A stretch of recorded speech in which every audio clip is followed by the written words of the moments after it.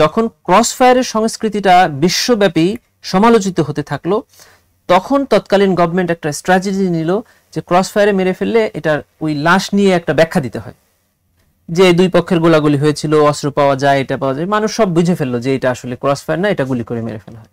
তখন government strategy নিল যে ক্রস ফায়ার আর হবে না, এখন গুম হয়ে যাবে, মানে লাশই আর খুঁজে পাওয়া যাবে না। বাংলাদেশ সেনাবাহিনীর পক্ষ থেকে এই ট্রায়ালে সর্বোচ্চ সহায়তা আমাদেরকে করেছে। আপনি একজন সাবেক সেনা কর্মকর্তা, আপনি কি এই ধরনের এর আগে দেখেছেন যে একসাথে এতগুলো সামরিক কর্মকর্তার এরকম বিচার হয়েছে, কোনো ট্রাইব্যুনালে মুখোমুখি হতে হয়েছে? গুম, খুন এবং পেট চিরে লাশ নদীতে ফেলে দেওয়া, এগুলো তো ধরেন যে কোনো সেনা সদস্য বা গর্বিত সেনা সদস্য বা আমিও সাপোর্ট করবো না। তাদের এক্সাম্পলারি পানিশমেন্ট হওয়া উচিত যদি কেউ জড়িত থাকে। সব মিলিয়ে আর্মিদেরকে কাঠগড়ায় দাঁড় করানো হয়েছে।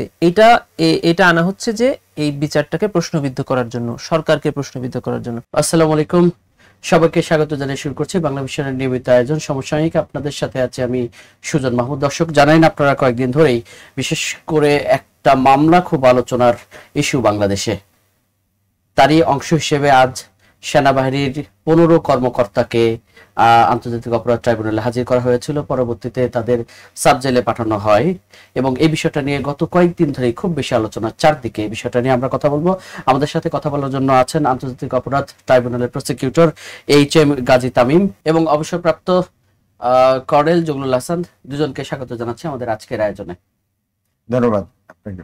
জি, ধন্যবাদ আপনাকে। তাই ভাই, আপনার কাছেই সবার আগে আসতে চাই। আমরা দেখলাম যে শুরুতেই বললাম যে খুব আলোচনা চলছে চারদিকে সেনা কর্মকর্তাদের বিচারের মুখোমুখি করা এবং অপরাধ গুম এবং খুনের সাথে জড়িত, এবং তাদেরকে নিয়ে আসা হয়েছে আন্তর্জাতিক অপরাধ ট্রাইব্যুনালের মুখোমুখি করা হয়েছে, বিচারের আওতায় নিয়ে আসা হয়েছে। এটা তো একটা দীর্ঘ প্রক্রিয়া ছিল। এই প্রক্রিয়ার মানে এই পর্যন্ত কিভাবে আসলেন? জি, ধন্যবাদ আপনাকে। আপনার বাংলা ভিশনের সকল দর্শককে আসসালামু আলাইকুম। দেখেন, এই যে কথাটা আমাদের এখানে চলছে, আমি প্রথম এই কথাটা একটু শুধরে দিতে চাই। সেটা হলো এই যে সেনা কর্মকর্তাদের এখানে আনা হয়েছে, এই শব্দটার সাথে আমি একটু দ্বিমত পোষণ করি। কারণ যে দুটি মামলায় আন্তর্জাতিক অপরাধ ট্রাইব্যুনাল থেকে ওয়ারেন্ট অফ অ্যারেস্ট ইস্যু করা হয়েছে, তার একটি হলো DGFI কর্তৃক যে সকল গুম করা হয়েছে সেটাকে বলে JIC, আর র্যাব কর্তৃক যে গুমগুলো করা হয়েছে তাদের ওই বন্দিশালাকে বলে হয় TFI। এই দুটি মামলায় একটিতে 17 জন আসামি, আরেকটিতে 13 জন আসামি। দুটি মামলারই প্রধান আসামি সাবেক প্রধানমন্ত্রী শেখ হাসিনা, 2 নম্বর আসামি প্রধানমন্ত্রীর নিরাপত্তা উপদেষ্টা তারেক সিদ্দিকী, এরপরে স্বরাষ্ট্রমন্ত্রী, এরপরে কনসার্ন মানে অভিযুক্তরা। তারপরে একটা পর্যায়ে এসে সেখানে কিছু অবসরপ্রাপ্ত আর কিছু সার্ভিং সেনাবাহিনীর কর্মকর্তারা রয়েছেন। এখন বারবার আমাদের কাছে এই সেনাবাহিনীর কর্মকর্তারা আসছেন। দেখেন, এই দুটি মামলায় আপনি দেখবেন যে সেনাবাহিনীর কর্মকর্তারা যখন তাদের সেনাবাহিনী থেকে ডিপ্লয় করে র্যাবের দেয়া হলো, র্যাবের প্রধান থাকে হলো র্যাবের ডিজি, ঠিক তার পরের পোস্ট হলো ADG অপস মানে অপারেশন, তারপরে আছে হলো ডাইরেক্টর ইন্ট মানে ইন্টেলিজেন্ট। এই দুটি পোস্ট সবসময় সেনাবাহিনী থেকে নেওয়া হয়। তার মানে ওনারা সেনাবাহিনী থেকে সোজাসুজি চলে আসলো র্যাবে। র্যাব কার অধীনে? র্যাব চলে স্বরাষ্ট্র মন্ত্রণালয়ের অধীনে। এটি একটি আইন শৃঙ্খলা বাহিনী। সেনাবাহিনী কিন্তু আইন শৃঙ্খলা বাহিনী না, কিন্তু ওনারা যখন র্যাবে চলে আসে তখন আইন শৃঙ্খলা বাহিনীর একটা অংশ হয়ে যায়। DGFI হলো ডিফেন্স মিনিস্ট্রির একটি পার্ট, মানে প্রতিরক্ষা মন্ত্রণালয়, যেটার প্রধান হলো প্রধানমন্ত্রী। প্রধানমন্ত্রীর অধীনে একটা সংস্থার দায়িত্ব পালন করা অবস্থায়, এই দুটি সংস্থায় দায়িত্ব পালন করা অবস্থায় এই সকল আসামিরা অপরাধ করেছেন মর্মে আমাদের কাছে অভিযোগ এসেছে, প্রাথমিক তদন্তে পাওয়া গেছে। অতএব ওনারা কিন্তু সেনাবাহিনী থেকে এই অপরাধগুলো করেননি, ওনারা করেছেন সেনাবাহিনী থেকে বের হয়ে এসে এই দুটি সংস্থায় এসে। সেখানে যারা যারা অপরাধ করেছেন তাদেরকে আমরা আইনের আওতায় আনার জন্য ট্রাইব্যুনালে দরখাস্ত করেছি। এই দুটি মামলায় আমরা কাদেরকে ভিকটিম হিসাবে দেখিয়েছি? গত 15 বছরে একটা ব্যাপক সংখ্যায় ভিন্ন মতাবলম্বীদের উপরে এই নির্যাতনগুলো হয়েছে। মানে যখন ক্রস ফায়ারের সংস্কৃতিটা বিশ্বব্যাপী সমালোচিত হতে থাকলো, তখন তৎকালীন গভর্নমেন্ট একটা স্ট্র্যাটেজি নিল যে ক্রস ফায়ারে মেরে ফেললে এটার ওই লাশ নিয়ে একটা ব্যাখ্যা দিতে হয়, যে দুই পক্ষের গোলাগুলি হয়েছিল, অস্ত্র পাওয়া যায়, এটা পাওয়া যায়, মানুষ সব বুঝে ফেললো যে এটা আসলে ক্রস ফায়ার না, এটা গুলি করে মেরে ফেলা হয়। তখন গভর্নমেন্ট স্ট্র্যাটেজি নিল যে ক্রস ফায়ার আর হবে না, এখন গুম হয়ে যাবে, মানে লাশই আর খুঁজে পাওয়া যাবে না, অপেক্ষায় থাকবে মানুষ। গভর্নমেন্ট বলবে যে আছে নিশ্চয়ই, কোথাও গা ঢাকা দিয়েছে, মানুষ পাওনাদার আছে এই জন্য টাকার ভয়ে পালিয়ে গেছে, এই ধরনের দেখেছেন আপনারা। সেটার সেই গুম সংস্কৃতিটা তখন শুরু হলো। সেখানে দেখা যায় যে যে সকল গুমের ভিকটিমরা ফিরে আসতে পেরেছে কোনো না কোনো ভাবে, সেরকম 25 জন লাইভ গুম ভিকটিমের অভিযোগ আমরা গ্রহণ করে এই মামলার তদন্ত করেছি। সাধারণ একটা ক্রিমিনাল প্রসিডিংসের সাথে ইন্টারন্যাশনাল ক্রাইমস ট্রাইব্যুনালের প্রসিডিংসের প্রধান পার্থক্য হলো সাধারণ ক্রিমিনাল ট্রায়াল প্রসিডিংসটা শুরু হয় আফটার অ্যাকসেপ্টিং দি কমপ্লেইনেন্ট। একটা অভিযোগ পাওয়া গেল অথবা এফআইআর হলো, তদন্ত শুরু হলো, আসামি ধরা শুরু হলো। কিন্তু এখানে তা না, এখানে একটা কমপ্লেইন্ট আসার পরে আগে তদন্ত হয়, তদন্ত শেষে যদি প্রাথমিক সত্যতা পাওয়া যায় তারপর চিফ প্রসিকিউটর বাদী হয়ে মামলা দাখিল করেন। সেটা হয়েছে এখানে। আগে কিন্তু তদন্ত হয়ে তদন্ত প্রতিবেদন আসছে, প্রাথমিক সত্যতা পাওয়া গিয়েছে, তারপরে উনি বাদী হয়ে, এই মামলায় সবসময় বাদী হয় চিফ প্রসিকিউটর, সাধারণ যারা ভুক্তভোগী তারা হবেন সাক্ষী অথবা অভিযোগকারী। এই যে প্রাথমিক তদন্ত মানে পাওয়ার পরে উনি তদন্ত প্রতিবেদন জমা দিলেন এবং তদন্ত প্রতিবেদন প্রাপ্তি সাপেক্ষে চিফ প্রসিকিউটর ফর্মাল চার্জ দিলেন ট্রাইব্যুনালে, তারপর ওয়ারেন্ট অফ অ্যারেস্ট ইস্যু হলো। সেই ওয়ারেন্ট অফ অ্যারেস্টের মূলে ওনারা আজকে অ্যারেস্টেড হয়ে ট্রাইব্যুনালে হাজির হয়েছেন। এই যে বিষয়টা ওনাদেরকে ট্রাইব্যুনালে উপস্থাপন করা হয়েছে, ট্রাইব্যুনালের চেয়ারম্যান ওনার পরিচয় জানতে চেয়েছেন, নাম জিজ্ঞাসা করেছেন, এগুলো শনাক্ত করার পর তাদেরকে কারাগারে প্রেরণ করা হয়েছে।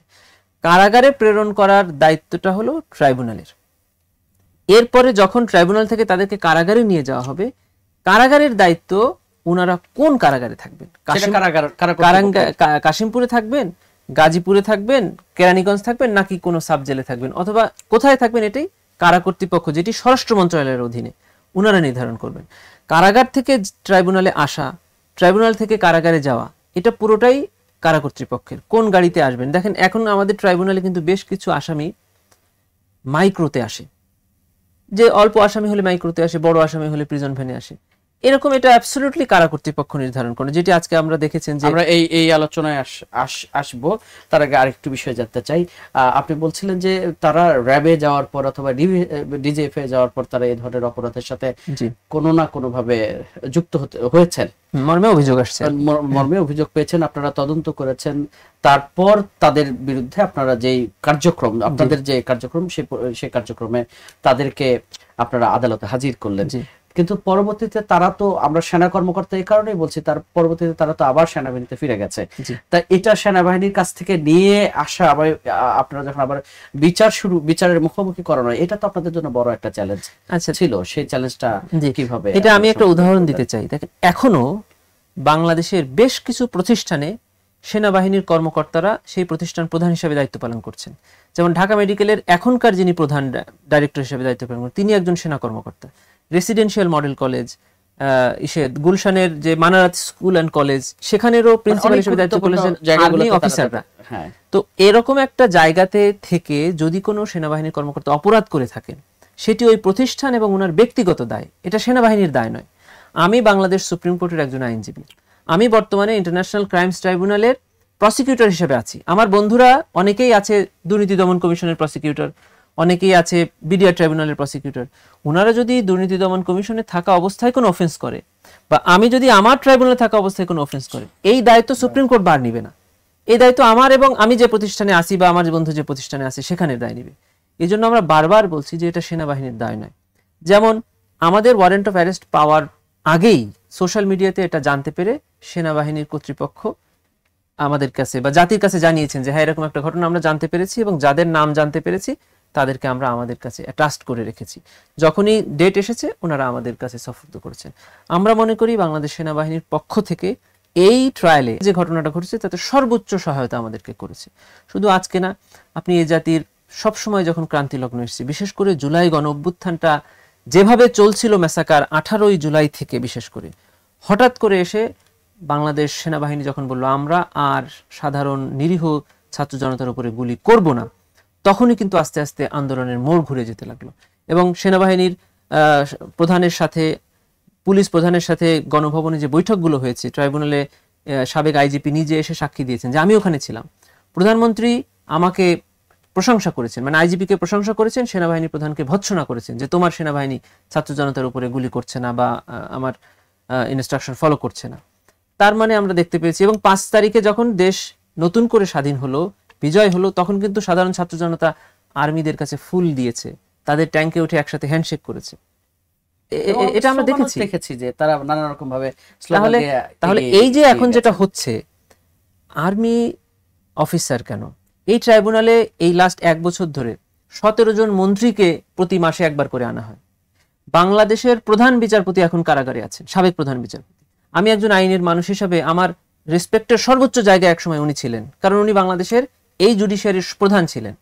উনি ওনার ব্যক্তিগত অফেন্সের কারণে উনি এখন কারাগারে আছেন। অ্যাপিলেট ডিভিশনের কয়েকজন জাজ, ইভেন আর্মি বেশ কয়েকজন সার্ভিং অফিসারও তো ট্রাইব্যুনালে অন্য মামলায় আসছেন। এখন কেন এই প্রসঙ্গটা? আমি আপনাকে ধন্যবাদ। আমরা জগলুল হাসান সাহেব, ওনার কাছে যেতে চাই। আমরা তো দেখলাম যে বড় একটা মানে খুব বড় ধরনের একটা আলোচনা চলছে চারদিকে এই বিচারগুলো নিয়ে। সেক্ষেত্রে আপনি একজন সাবেক সেনা কর্মকর্তা, আপনি কি এই ধরনের এর আগে দেখেছেন যে একসাথে এতগুলো সামরিক কর্মকর্তার এরকম বিচার হয়েছে, কোনো ট্রাইব্যুনালে মুখোমুখি হতে হয়েছে? ধন্যবাদ। খুব সমসাময়িক প্রশ্ন একটা করেছেন, এবং আমি আপনার প্রশ্নের উত্তর দেওয়ার আগে একটা কথা বলবো, সেটা হচ্ছে আন্তন চেখভের কথা, যে আমরা রাজনীতি, সমরনীতি, কূটনীতি বাদ দিয়ে মানুষের কথা ভাবি। তো যেটা হচ্ছে যে আপনার সাথে অনেকদিন ধরে আমি পরিচিত এবং আলোচনা করি এখানে, কিন্তু এই যে একটা কথা আপনি বলেছেন যে এত উঁচু সামরিক অফিসারদের, হ্যাঁ, তো এটা কিন্তু ওই যে উঁচু শ্রেণীর পাওয়ার স্ট্রাগল। আপনি এখনও আমাদের ওই যে সাধারণ সৈনিক যারা আছে, তারা গত 5 বছর ধরে 1 র্যাঙ্ক 1 পে এটার জন্য আন্দোলন করছে, ভাতা বাড়ানোর জন্য। আমাদের চর এলাকায় ওই যে সাধারণ মানুষ, নৌকার মাঝি, তাদের এখনও অর্থনৈতিক মুক্তি হয় নাই। তো ওদের সংঘাতগুলো কিন্তু আমাদের এই উচ্চ শ্রেণী আলোচনায় আসে না। তো আপনি যেটা বলেছেন যে এত উঁচু র্যাঙ্কের এবং এত সংখ্যক সামরিক অফিসার আগে কখনো এসেছে কিনা, তো সেটা আমি বলবো যে কোর্টে আমরা এই ধরনের নজির মানে এটা ভিন্ন নজির কিনা না। শেখ মুজিবুর রহমান হত্যার যে বিচারটা, সেটাও কিন্তু আপনার ইয়েতে হয়েছে, মানে সিভিল কোর্টে হয়েছে। সেখানেও কিন্তু অনেক অবসরপ্রাপ্ত সামরিক কর্মকর্তা আছেন, বাট এত উঁচু র্যাঙ্কে, মানে ব্রিগেডিয়ার বা জেনারেল যেটা আপনি বললেন আর কি, সেরকম হয়নি। আরেকটা যেটা হয়েছে যে আপনার এখানে যে প্রথম দিকে যে একটা ইয়ে হয়েছিল যে সামরিক পোশাকে নিয়ে আসবে কিনা হাজিরা, সেটা নিয়ে একটা আলোচনা, এগুলো এখন সলভ হয়েছে। একটা কথা আমি বলি প্রথমেই, যেটা হচ্ছে যে অপরাধীর এক্সাম্পলারি পানিশমেন্ট হতে হবে, এবং এটা থেকে সমাজ এবং বাহিনী বা সরকারি প্রশাসন বলেন, সামরিক বাহিনী বলেন, সবার একটা শিক্ষা নেওয়ার বিষয় আছে যে তারা প্রজাতন্ত্রের কর্মচারী। তারা যদি কোনো রাজনৈতিক দলকে বা রাজনৈতিক নেতার কথায় যদি তারা এই ধরনের অপরাধ করে থাকে, তাহলে এক্সাম্পলারি বিচার হবে। This is the lesson.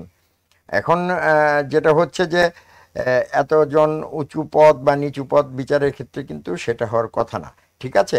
আরেকটা জিনিস, ইম্পর্টেন্ট জিনিস, সেটা হচ্ছে যে সেনাবাহিনী বা সেনা অফিসার করছে কথাটা বললে, কিন্তু সেনাবাহিনীর সাধারণ সদস্য কিন্তু 90%, তাদের কারো বাড়ি থেকে কোনো অবৈধ টাকাও পাওয়া যায়নি, তাদেরকে কিন্তু এরকম ধরনের অপরাধে জড়িত হতে দেখা যায়নি, ঠিক আছে।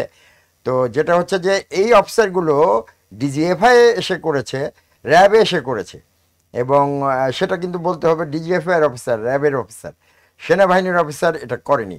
সেনাবাহিনীতে যেটা হয়েছিল যে 2012 সালে একটা প্রেস ব্রিফিং করে বলা হয়েছিল যে মৌলবাদী অফিসারদের অভ্যুত্থান, সেনা বাহিনীর কিছু অফিসার শেখ হাসিনা বা ফ্যাসিস্ট সরকারকে উৎখাতের জন্য, যেটা একটা আসামি আমিও ছিলাম, এই 54 নম্বর বিল্ডিংয়ে হয়তো আমিও ছিলাম। তো পার্সোনালাইজেশনে যাচ্ছি না, আমি বলছি সেই সময়ে যারা করেছে সেনাবাহিনীর ভিতরে, সেটারও কিন্তু একটা বিচার হওয়া উচিত। এখানে যারা এসেছে তারা কিন্তু ব্রিগেডিয়ার এবং নতুন হওয়া জেনারেল, সেইখানে কিন্তু লেফটেন্যান্ট জেনারেলরা জড়িত ছিল, এবং বিজিবির ঘটনায় বা তৎকালীন বিডিআরের ঘটনায় যে অফিসার লেফটেন্যান্ট জেনারেল এবং সেনা প্রধান হওয়ার স্বপ্ন দেখছিলেন, আমি নাম বলছি না, তো তার বিচার কোথায়? তারপরে আমরা তৎকালীন সময়ে যখন ফ্যাসিবাদ সরকার এস্টাবলিশ হচ্ছিল, ডিজিএফআইয়ের একজন ডিজি আছেন যার জলসিঁড়ি নিয়ে অনেক কেলেঙ্কারি আছে, অর্থ আত্মসাৎ নিয়ে, তো তাকে তো দেখি না। তো তারপরে আপনি ধরেন যে যিনি প্রেস ব্রিফিং করেছিলেন যে মৌলবাদী অফিসারদের অভ্যুত্থান, মানে ওই মেজর জিয়া যে পলাতক না গুম আমি এখনো জানি না, ঠিক আছে। তো সেই ধরনের উঁচু পদের অফিসাররা কোথায়, তারেক সিদ্দিকী কোথায়, লেফটেন্যান্ট জেনারেল মুজিব কোথায়, এখানে আপনি ব্রিগেডিয়ার বা যে লেফটেন্যান্ট কর্নেল বা কর্নেল এদেরকে নিয়ে এসেছেন, জেনারেল বোধহয় 4 জন বা কয়জন, এবং অনেককে আমরা পার্সোনালি কিন্তু জানি যে তাদের দিয়ে কি তারা কি মানে শুধু এই অপরাধের সাথে সাথে তারা কি জড়িত হতে পারে কিনা, পার্সোনাল একটা ব্র্যান্ডিং বা ইমেজও কিন্তু ম্যাটার করে, তাই না? যেমন আপনি জিয়াউল হাসানের কথা বললে আমি বলবো অবশ্যই সেটা করতে পারে, আপনি জেনারেল মুজিবের কথা বললে আমি বলবো হ্যাঁ তারা এটা করেছে। কিন্তু আপনি যদি এখানে কর্নেল আনোয়ার লতিফের কথা বলেন, আমি যেটা জানি যে সে জিয়াউর রহমানের বাড়িতে বাগবাড়িতে একটা অপারেশন তাকে করতে বলা হয়েছিল, সেটা না করার জন্য সে প্রমোশনও পায়নি এবং তার চাকরিও গিয়েছে। আপনি লেফটেন্যান্ট কর্নেল তোফায়েলের কথা আমি বলতে পারি, তাকে মানুষ হিসাবে আমি জানি ব্যক্তিগতভাবে, যদি অপরাধ করে থাকে অবশ্যই সেটা আমি জানি না, বিচার প্রমাণ করবে, কিন্তু তাকেও কিন্তু আমরা দেখেছি যে এই ধরনের ব্যাপারের সাথে জড়িত হওয়ার সম্ভাবনা খুব কম। এখন যদি আপনি অ্যাপয়েন্টমেন্ট, যে ডিডিজি ছিল, ডাইরেক্টর ইন্টেলিজেন্স ছিল, সেই অ্যাপয়েন্টমেন্টের কারণে যদি আপনি করেন তাহলে কিন্তু এই জিনিসটা হবে না। আমরা চাই সুষ্ঠু বিচার হোক এবং কিন্তু প্রসিকিউটর সাহেব উনি তো এই বিষয়টা পরিষ্কারই করে দিলেন। উনি বললেন যে এখানে যারা ফিরে এসেছে, গুম ব্যক্তি যারা গুম হয়েছিলেন, সৌভাগ্যক্রমে যারা ফিরে এসেছেন, তাদের সাক্ষ্য, তাদের বয়ান অনুসারে এই মানুষগুলোকে, এই কর্মকর্তাগুলোকে অভিযুক্ত করা হয়েছে এবং তাদেরকে বিচারের আওতায় নিয়ে আসা মানে কার্যক্রম শুরু হয়েছে। তা সেক্ষেত্রে মানে এটা তো পদের বিষয় ধরে যে টানে নিয়ে এটা তো স্পষ্ট করলেন না। ওনার কথা আমি সেটাই বলি, ওনার কথায় যদি আসি, প্রথমে কিন্তু আমি এটা বলবো যে এটা প্রসিডিউরের ভিতরে কিছু জিনিস কিন্তু প্রশ্ন উদ্রেক করেছে। এক নাম্বার হচ্ছে যে আইসিটিতে আপনি কিন্তু ঘটনা ঘটার পরে আইন চেঞ্জ করেছেন, 20 খ যেটা। তো আইনের যে মহানুভবতা, জুরিসপ্রুডেন্স, সেটাকে এই ঘটনা পূর্ব কোনো অপরাধের জন্যে আপনি যদি আইন পরিবর্তন করে যদি তাদেরকে আবার সেই বিচারে নিয়ে আসেন, তো এটা তো একটা এক্সাম্পল হয়ে যাবে। আপনি একটা কিছু করেছেন, এটা বর্তমান আইনে অপরাধ না, আপনাকে ধরার জন্য পরবর্তীতে কিন্তু আমি আইন চেঞ্জ করে এটা করব, ঠিক আছে, এবং রাজনৈতিক প্রতিহিংসার কারণেই করব।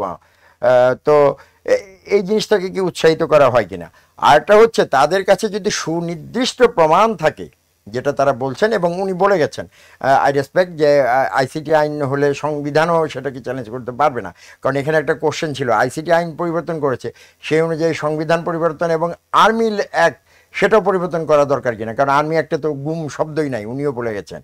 তো আমার কথা হচ্ছে যে সেই জিনিসগুলো ঠিকভাবে হচ্ছে কিনা। ধন্যবাদ আপনাকে। আমরা আবার একটু তামিমের কাছে আসতে চাই। তামিম ভাই, এই ঘটনাটাকে কেন্দ্র করে আমরা দেখলাম যে সোশ্যাল মিডিয়ায় কোনো না কোনো ভাবে সেনাবাহিনী এবং বিচার বিভাগে একটা মুখোমুখি অবস্থা। এক্স্যাক্টলি, আমি এটাই কেবল বলতে চাই। এই বিষয়টাকে আপনার মানে আমিও এই বিষয়টা জানতে যাচ্ছি, আসলে আপনারা এই বিষয়টাকে কিভাবে দেখেন? আমরা এইভাবে দেখছি, আন্তর্জাতিক অপরাধ ট্রাইব্যুনালের পক্ষ থেকে কি করার আছে? জি, ট্রাইব্যুনালের পক্ষ থেকে আমরা সব সময় বলছি যে এইটা আমরা হাইয়েস্ট ফেয়ার ট্রায়াল করার জন্য প্রস্তুত আছি। যে আইনটা আমাদের হাতে আছে, এই আইনের মধ্যে থেকে আমরা একজন আসামিকে সর্বোচ্চ সহায়তা দিতে চাই। এই যারা আজকে এখানে আসলো আর যারা আসলো না, দেখেন যারা আসলো না তাদের ব্যাপারে এখন পেপার নোটিফিকেশন হয়ে গেল আজকে, নেক্সট ডেটে তাদের পক্ষে যদি তারা না আসে, তাদের পক্ষে একজন করে স্টেট ডিফেন্স এঙ্গেজ হবে, স্টেট ডিফেন্স তাদের পক্ষে মামলা পরিচালনা করবে। কিন্তু যারা আসলেন, তারা আইনজীবী নিয়োগ করলেন, তারা এই মামলার প্রত্যেকটি বিষয়বস্তু, তারা আসলে কি হয়েছে, যাদের গুমের অভিযোগ তাদের বিরুদ্ধে আনা হয়েছে, সেই ঘটনার সাথে তার আদৌ কতটুকু জড়িত না জড়িত, সেটা টোটালটাই সে ট্রাইব্যুনালে বলতে পারবেন। সাক্ষীদেরকে জেরা করতে পারবেন, জেরা করে তারা যদি নির্দোষ প্রমাণিত হয় তারা খালাস পাবেন। যদি আমরা অভিযোগ প্রমাণ করতে পারি, ট্রাইব্যুনাল শাস্তি দিবেন। অতএব একজন, তারা যে আইনের প্রতি শ্রদ্ধাশীল হয়ে ট্রাইব্যুনালে এসেছেন, ট্রায়াল ফেস করছেন, এটাই তো প্রত্যেকটি আইন মান্যকারী মানুষের এটাই করা উচিত। এবং সেক্ষেত্রে আমরা সরকারের পক্ষ থেকে এবং সেনাবাহিনীর পক্ষ থেকে সর্বোচ্চ সহায়তা পেয়েছি। কিন্তু এটাকে নানাভাবে বিশ্লেষণ করা হচ্ছে, নানাভাবে এটাকে মুখরোচক গল্প সাজানো হচ্ছে, সেক্ষেত্রে আপনারা বিচার, আচ্ছা, ওই গল্পটা আমি ছোট্ট করে বলি। সেটা হলো, বিচারটা আর্মি আইনে হবে নাকি আন্তর্জাতিক অপরাধ ট্রাইব্যুনাল আইনে হবে, এটাই হলো মূল বিতর্ক। আর সব মিলিয়ে আর্মিদেরকে কাঠগড়ায় দাঁড় করানো হয়েছে। এটা আনা হচ্ছে যে এই বিচারটাকে প্রশ্নবিদ্ধ করার জন্য, সরকারকে প্রশ্নবিদ্ধ করার জন্য। অন্যান্য যে সকল আসামির বিচার হচ্ছে, যারা লাস্ট 15 ইয়ার্স এর পরে পালিয়ে গিয়েছেন, তারা এই প্রসঙ্গটা মূলত উঠাচ্ছেন। আমাদের বক্তব্য হলো, আন্তর্জাতিক অপরাধ ট্রাইব্যুনাল আইন 1973 সালে প্রণীত হলো, বাংলাদেশের সংবিধান হলো 1972 সালে। বাংলাদেশের সংবিধানের প্রথম সংশোধনী হলো এই আন্তর্জাতিক অপরাধ ট্রাইব্যুনালের স্বীকৃতি দিয়ে। বাংলাদেশের সংবিধানের প্রথম সংশোধনীতে বলা হলো যে বাংলাদেশের সংবিধান হলো রাষ্ট্রের সর্বোচ্চ আইন। এই আইনের সাথে সাংঘর্ষিক প্রত্যেকটি আইন বাতিল হবে, সংবিধান প্রিভেল করবে। কিন্তু প্রথম সংশোধনী করে বলা হলো যে যদি মানবতা বিরোধী অপরাধের অভিযোগে কোনো আইন প্রণয়ন হয়, সেই আইনের সাথে যদি সংবিধান সংঘর্ষিক হয়, তাহলে সংবিধান সেই ক্ষেত্রে সাইলেন্ট হয়ে যাবে, ওই আইনটি প্রাধান্য পাবে। সেই বিধানটা এখনো সংবিধানের article 47, sub article 3 and article 47 এতে আছে। এবং আমাদের international crimes tribunal act 1973 section 26, সেখানে বলা আছে বাংলাদেশে প্রচলিত যত আইনে যাহাই থাকুক না কেন এই আইন সকলের উপরে প্রাধান্য পাবে। এটি 73-তে করা হলো।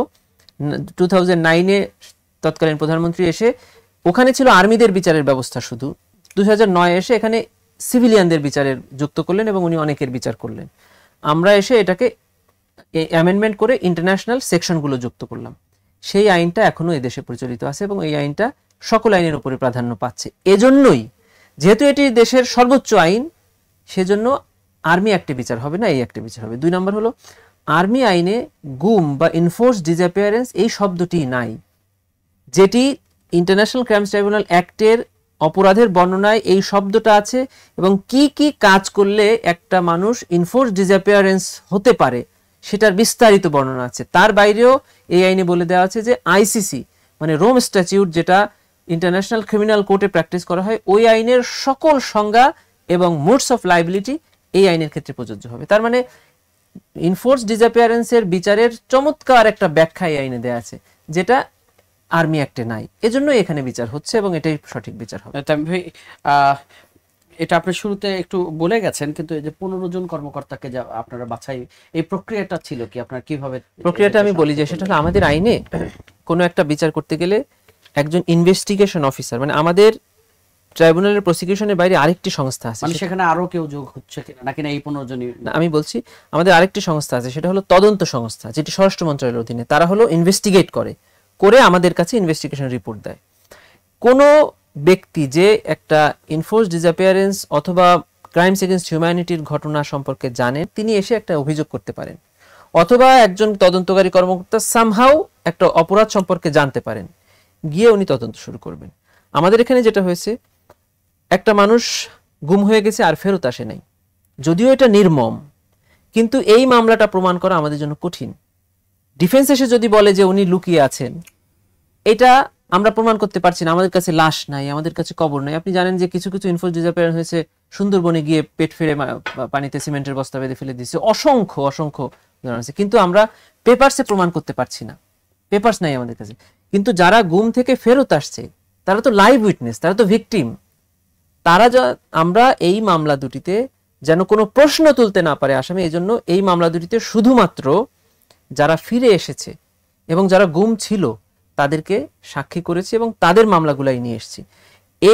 এই যে 25 জন লাইভ ভিকটিমের মামলা এখানে আসছি, এই মামলায় আমাদের আর নতুন কোনো আসামি যুক্ত হবে না। তবে যারা আর এখনো ফিরে আসে নাই, আমরা যদি প্রমাণ পাই যে তাদেরকে ইনফোর্স ডিসঅ্যাপিয়ারেন্সের পরে ক্রস ফায়ারের মতো কোনো কাজে হত্যা করা হয়েছে, তাহলে এবং ইনভেস্টিগেশনে যদি আর কারো নাম আসে, তাহলে আসতে তো কোনো বাধা নেই। কিন্তু এখানে তো মামলা 3টা, দুইটা মামলা বিগত 16 বছরের, আরেকটা হচ্ছে জুলাই কেন্দ্রিক।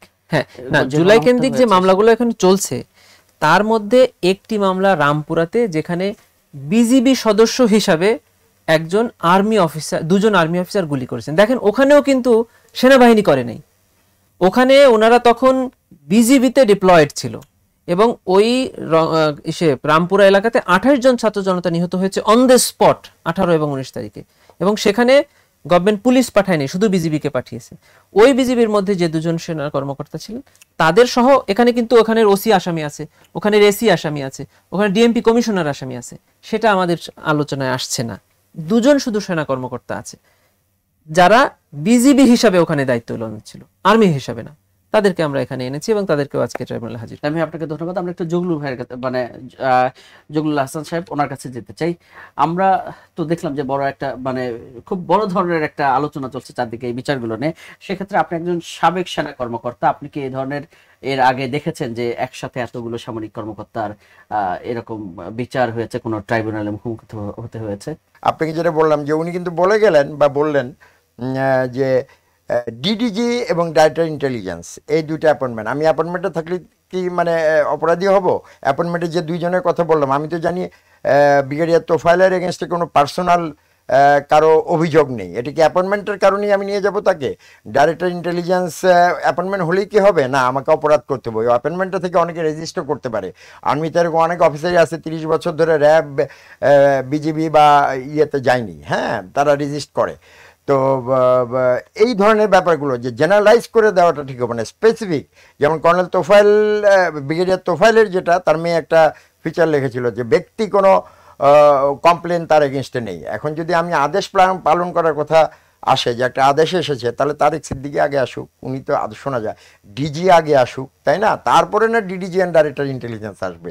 এবং অন গ্রাউন্ডে যে করেছে এটাতে কিন্তু ডাইরেক্টর, ডিডিজি বা ডাইরেক্টর ইন্টেলিজেন্সের যাওয়ার সম্ভাবনা খুব কম। সেখানে কিন্তু ওই ব্যাটালিয়ানের পুলিশ অফিসার বা যারা র্যাব অফিসার যারা থাকে, বা আর্মি অফিসার বা নেভি অফিসার, এয়ার অফিসার যারা এখানে দায়িত্বে যায়, তারা কিন্তু ওইখানে অনগ্রাউন্ডে থাকার কথা। সো এই ব্যাপারগুলো কিন্তু ভেবে দেখার ব্যাপার আছে।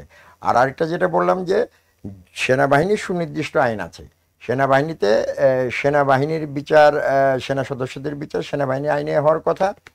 তো যদি তাদের কাছে সুনির্দিষ্ট প্রমাণ থাকে, সেনাবাহিনীর কাছে দিত, সেনাবাহিনী তাদেরকে অবসর দিয়ে দিত, এবং তারপরে সিভিল কোর্টে বিচার হতো। সেটাই এখন বোধহয় হচ্ছে। বাট আইসিটি আইনে কিন্তু একটা আছে, অভিযোগ সংশোধনী যেটা করেছে, অভিযোগ দাখিলের সাথে সাথে তার চাকরি যাবে। তো এটাও কিন্তু আপনি একজন অপরাধী প্রমাণ না হওয়ার আগেই তাকে শাস্তি দিবেন কিনা, সেই প্রশ্নটাও রয়ে যায়। ধন্যবাদ আপনাকে। আমরা আবার একটু তামিমের কাছে আসতে চাই। আমরা একটা বিষয় দেখলাম যে যারা এই কর্মকর্তা যাদেরকে আদালতে নিয়ে আসা হয়েছিল, তাদের জন্য একটা স্পেশাল প্রিজন ভ্যান ছিল। এই ভ্যান কি আগে থেকে ছিল না শুধু তাদের জন্য বানানো ছিল? আমাদের এখানে সবসময় দেখি যে এরকম কালারের অথবা ব্লু অথবা গ্রিন কালারের প্রিজন ভ্যান আসে, কিন্তু আজকে আমরা অনলাইনে বা গণমাধ্যমে আপনাদের মাধ্যমে জানতে পেলাম যে সেটা এসি করা। এটা আমি মনে করি যে খুবই সঠিক কাজ করেছে, যদিও এটা আমাদের দায়িত্ব না, এটা কারা কর্তৃপক্ষের দায়িত্ব, স্বরাষ্ট্র মন্ত্রণালয়ের। আমি মনে করি এটা খুবই সঠিক কাজ হয়েছে। তবে এটি যেন শুধু ওনাদের জন্য না হয়, এটি যেন প্রয়োজনে অন্যান্য আসামিদের ক্ষেত্রেও যেন হয়, এটা আমাদের চাওয়া। কারণ একজন আসামি ট্রাইব্যুনালে আসবে যাবে, তাকে একটু ভালো ভেহিকেল দিয়ে নিয়ে আসা, এটা আমরা একসময় যখন ডিফেন্স কাউন্সিল ছিলাম তখন আমরা ট্রাইব্যুনালে অ্যাপ্লিকেশন করে হেলথ ফ্রেন্ডলি ভেহিকেলে চলাফেরা করার জন্য পারমিশন নিতাম, বলতাম যে এর জন্য যদি কস্ট লাগে সেটা আসামি দিতে রাজি আছে। সেটা এখন গভর্নমেন্ট আপডেট করছে। আপনি দেখেন জেলখানার মধ্যে আগে এই পুরান ঢাকার জেলখানায় কি ফ্যাসিলিটিস ছিল, এখন কারা কর্তৃপক্ষ যে নতুন জেলখানা করেছে কেরানীগঞ্জে, সেখানে অনেক ফ্যাসিলিটিস বাড়িয়েছে। এরকম আস্তে আস্তে ডেভেলপ হচ্ছে। ধন্যবাদ। আমরা একটু জগলুল ভাইয়ের কাছে, মানে জগলুল হাসান সাহেব, ওনার কাছে যেতে চাই।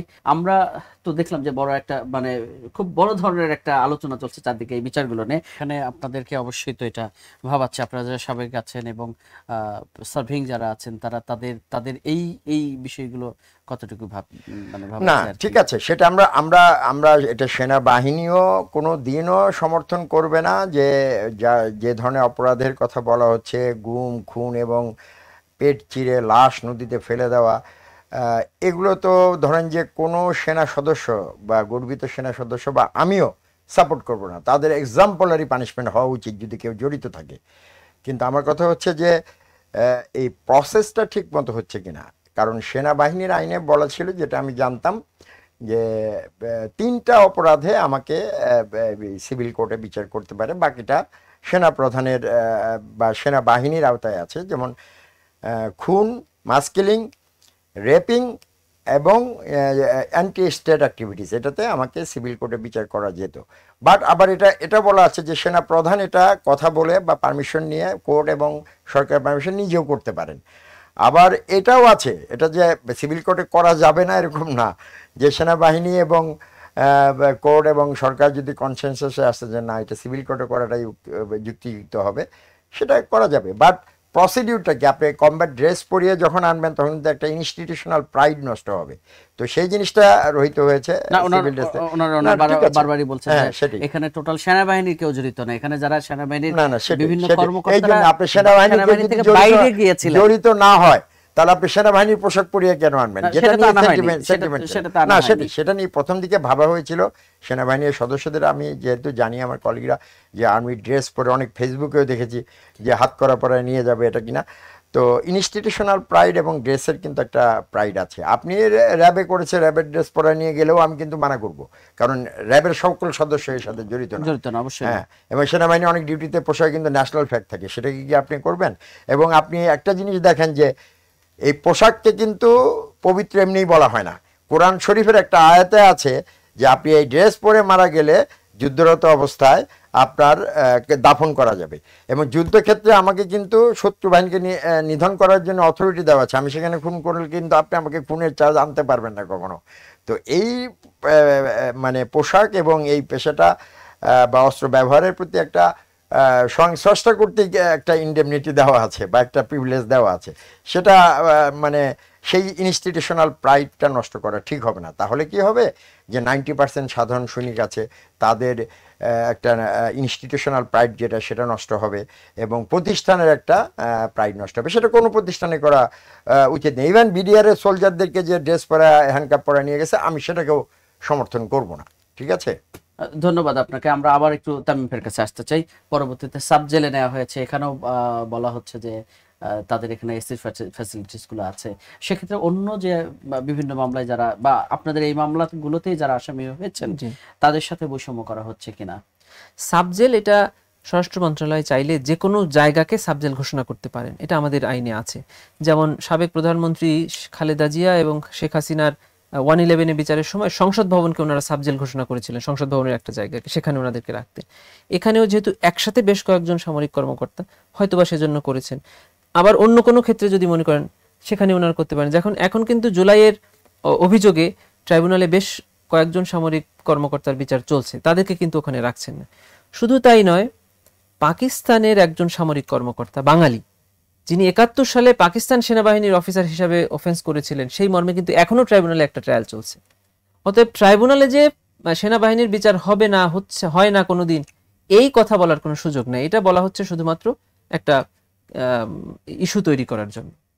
আর সর্বশেষ যে ইস্যুর কাঠগড়ায় দাঁড় করানো হয় প্রধান সেনা প্রধানকে, বারবারই বলা হয় যে আপনাদের বিচারে বাধাগ্রস্ত করবেন, অথবা এই বিচারটাকে যেন হতে না দেয়া হয়, এই কারণে অস্থিরতা সেনাবাহিনীর মধ্যে।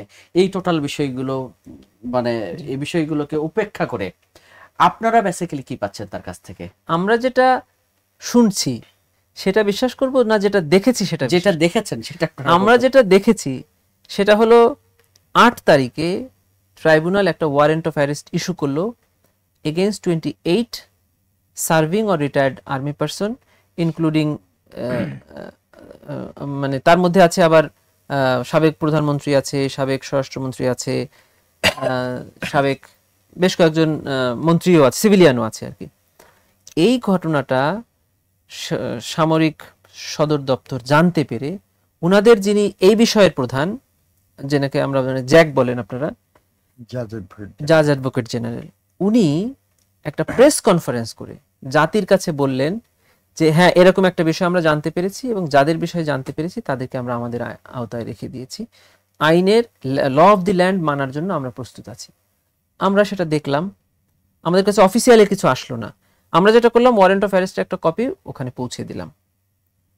এরপরে আমরা আজকের তারিখে দেখলাম ওনারা সুন্দরভাবে সেই অফিসারগুলোকে আমাদের সামনে এসে হাজির করলো। আমাদের চোখে তো এটুকু দেখলাম, এর চেয়ে সহযোগিতা আমরা আর কি আশা করতে পারি? আর যেগুলো শুনলাম সেগুলো তো দেখলাম না। এটাই হলো আমাদের সমস্যা, আমরা যেটা শুনি সেটা যাচাই না করে সেটা বলি। আমরা যেটা দেখেছি আমি মনে করব যে এই যেটা আমি দেখলাম এটার মধ্যে কোনো কিছু নাই। এখন ওনারা ট্রাইব্যুনালে ডিফেন্ড করুক, ডিফেন্ড করে যদি নির্দোষ প্রমাণ করতে পারে নিজেদেরকে, অবশ্যই তারা খালাস পাবে। আর আমরা যদি প্রমাণ করতে পারি তাদের বিরুদ্ধে অভিযোগ, শাস্তি হবে। আমি আপনাকে ধন্যবাদ। আমরা একটু জগলুল ভাইয়ের কাছে যেতে চাই। আপনাদেরকে যারা এই অপরাধগুলোর সাথে যুক্ত অথবা যাদের প্রমাণিত ইতিপূর্বে হয়েছেন বা এখন যাদেরকে অভিযুক্ত করা হচ্ছে, যাদের বিচার চলছে, এগুলো আপনাদেরকে মানে টোটাল বাহিনীর অন্যদের ভাবমূর্তি কিভাবে না কতটা ক্ষুণ্ণ করছে? ভাবমূর্তি ক্ষুণ্ণ করছে এটা আমি বলবো তারা, রাদার আমি র্যাব অফিসার বা ডিজিএফআই অফিসার না বলে বলবো তারা আওয়ামী অফিসার যারা এগুলো করেছে। আমরা জানি এগুলো, এবং ফ্যাসিস্ট সরকারের সাথে তারা যে নিজেরাও সুবিধা নেয় নাই সেটা বললেও কিন্তু হবে না। তারা জানতো যে এটা করে তারা উপরের দিকে উঠবে, প্রফেশনালিজম নষ্ট হয়েছে এবং আপনার সেনাবাহিনীর ভাবমূর্তি নষ্ট হয়েছে এবং টোটাল সেনাবাহিনীর ভিতরে একটা আতঙ্ক বিরাজ করতো যে না, আমরা রাইট পয়েন্টে যদি আমরা কোনো কথা বলি তাহলে এগুলো গুমখুম হয়ে যেতে পারে। আপনি জানেন আজমি স্যার হয়েছিল, হাসান আসি স্যার সাফার করেছে, হাসিন স্যার সাফার করেছে, ইভেন আমরা সাফার করেছি, আমাদের ওরকমও শোনা যাচ্ছিল পরের লিস্টে নাম আছে কিনা গুম খুনের। তো যাই হোক, তো এই যে একটা ফিয়ার ঢুকায় দেওয়া ভয়ের সংস্কৃতি আপনাদের মধ্যেও ছিল এই ধরনের। অবশ্যই আপনি গত এই এত ভয় ছিল, এখনো কোনো অফিসার দেখবেন যে হোয়াটসঅ্যাপ ছাড়া কথা বলে না। নর্মাল মোবাইলে আমি একটা সময় মার্ক করে দেখেছি যে সেনাবাহিনীর কোনো অফিসার হোয়াটসঅ্যাপ ছাড়া নর্মাল মোবাইলে কথাই বলে না। ফেয়ার এদেরকে ঢুকাই দেওয়া হয়েছিল যে বিজিবির ঘটনাতে প্রথমে, তারপরে 5টা ওই ক্যাপ্টেনের মানে ইয়ে দিয়ে, তারপরে আমাদের তাপসের উপর তারপরে আমাদের 60 জন অফিসারকে মৌলবাদী অফিসারদেরকেও, আপনি কি মনে হয় আমি মৌলবাদী বা যারা আছে তারা মৌলবাদী? তো এই ধরনের ঘটনা ঘটিয়ে এবং তারপরে হাসিন স্যার বা আজমি স্যারের গুম, এগুলো দিয়ে একটা ফেয়ার যে if you are talking or if you are trying to resist then your consequence will be like this। তো ওইভাবেই কিন্তু একটা ফেয়ার ঢুকাই দেয়। এটা কেন ঢুকানো হয়েছে? যাতে ওই অবৈধভাবে ফ্যাসিস্ট সরকার 40 বছর ক্ষমতায় থাকবে, তখন তাদেরকে যাতে কেউ চ্যালেঞ্জ না করতে পারে, জনগণ বা সরকারি কোনো প্রতিষ্ঠান বা এলিমেন্টস অফ ন্যাশনাল পাওয়ার, যারা পলিটিক্যাল ইনস্টিটিউশন, মিলিটারি ইনস্টিটিউশন, এরা যারা প্রতিবাদ করতে না পারে, এটাই এনশিওর করার জন্য এগুলো করা হয়েছে।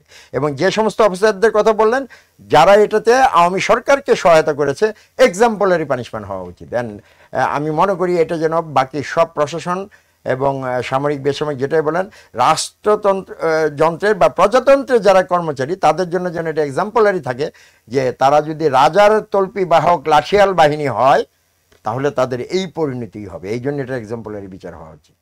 আমরা আরেকটা জিনিস দেখলাম যে কোর্ট মার্শালে, আপনি যেটা বলছেন যে কোর্ট মার্শালে এই বিচারগুলো মানে হতেও পারতো, কিন্তু এখানে আন্তর্জাতিক অপরাধ ট্রাইব্যুনালে নেওয়া হচ্ছে, সেক্ষেত্রে কোর্ট মার্শালে আসলে এই ধরনের বিচার হয় কিনা?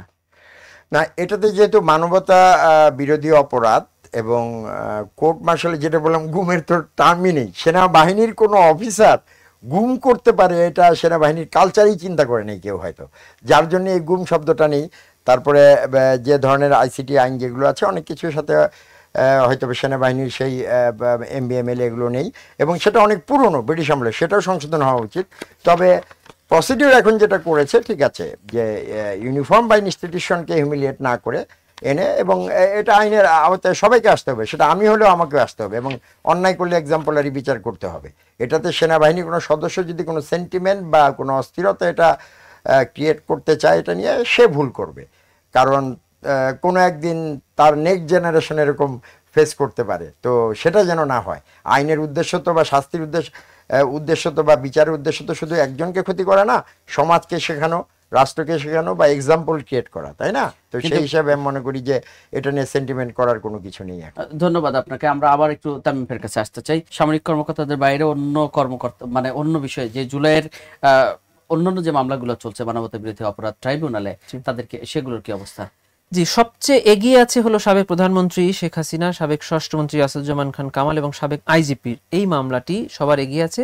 সাক্ষ্য গ্রহণ শেষ হয়েছে, প্রসিকিউশন এবং আসামি পক্ষের যুক্তিতর্ক উপস্থাপন আজকে শেষ হলো।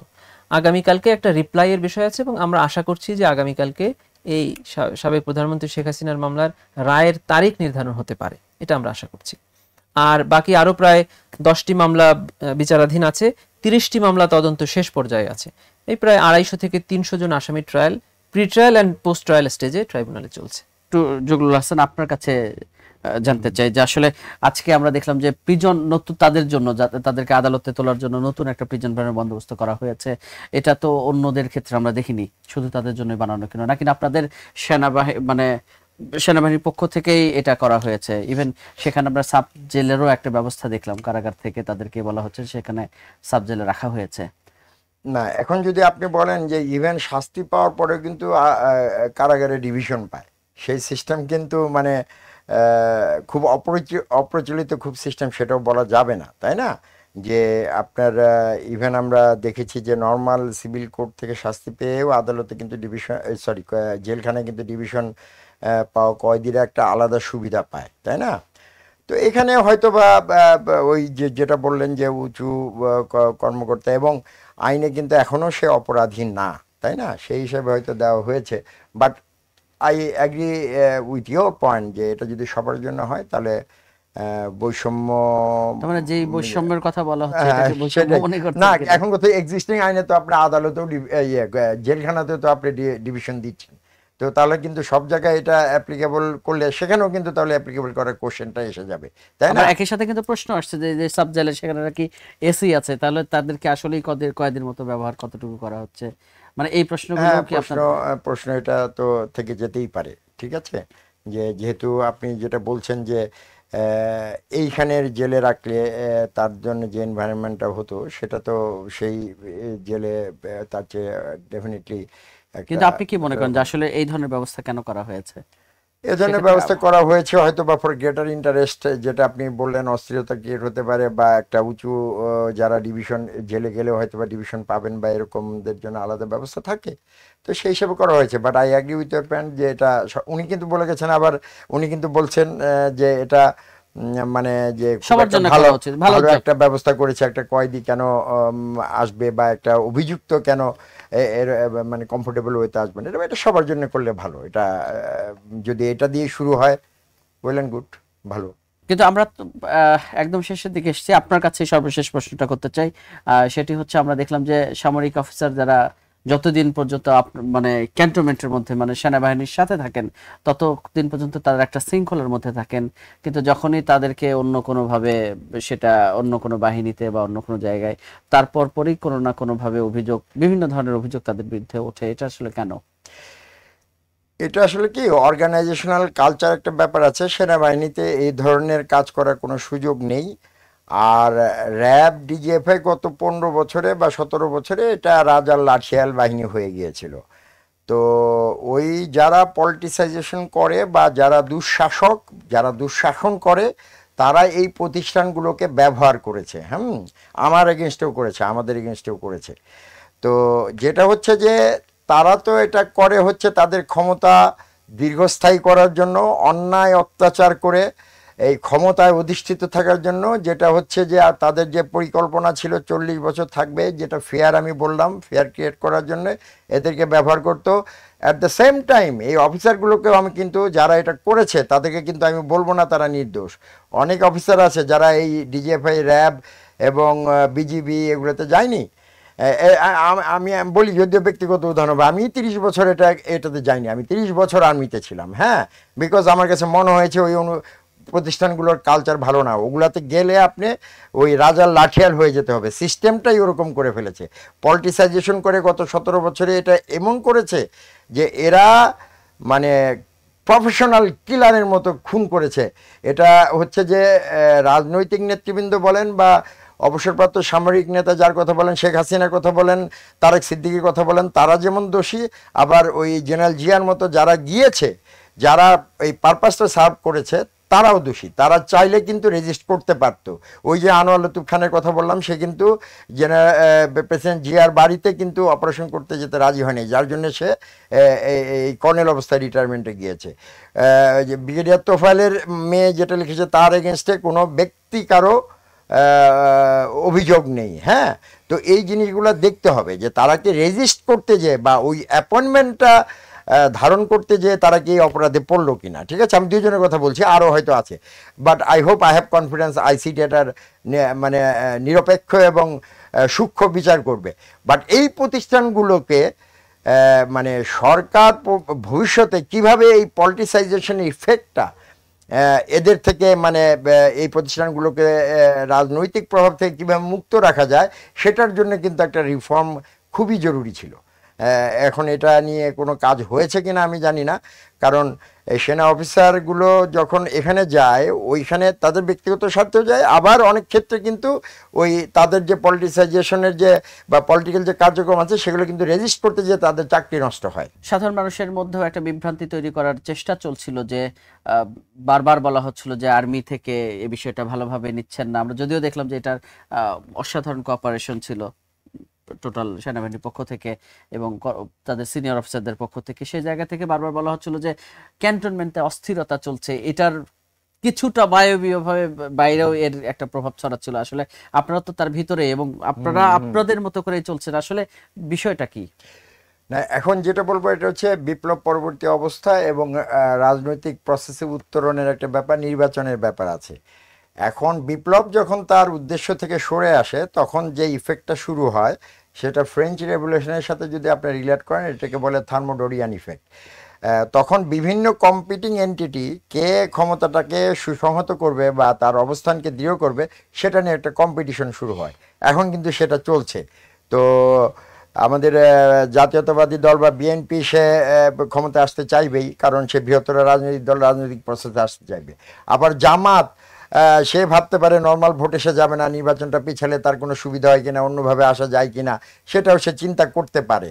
এবং এনসিপি একটা নূতন দল, যত দিন যাবে নির্বাচন যত পিছাবে তার সুসংহত হওয়ার তার ব্যাপার আছে আর কি। হ্যাঁ, তো আমি যেটা জামাত সম্পর্কে বললাম নেগেটিভ ভাবে না, যেমন ধরুন তারা কোয়ালিশন করে, একবার বিএনপির কাছে যায়, একবার আওয়ামী লীগের কাছে যায়, আমরা অতীতে দেখেছি। তো সে আবার সময় নিয়ে নির্বাচনটা পিছালে যদি কোনো সুবিধা হয় সে ধরনের চিন্তা তারা করতেও পারে, আগে যেরকম করেছে।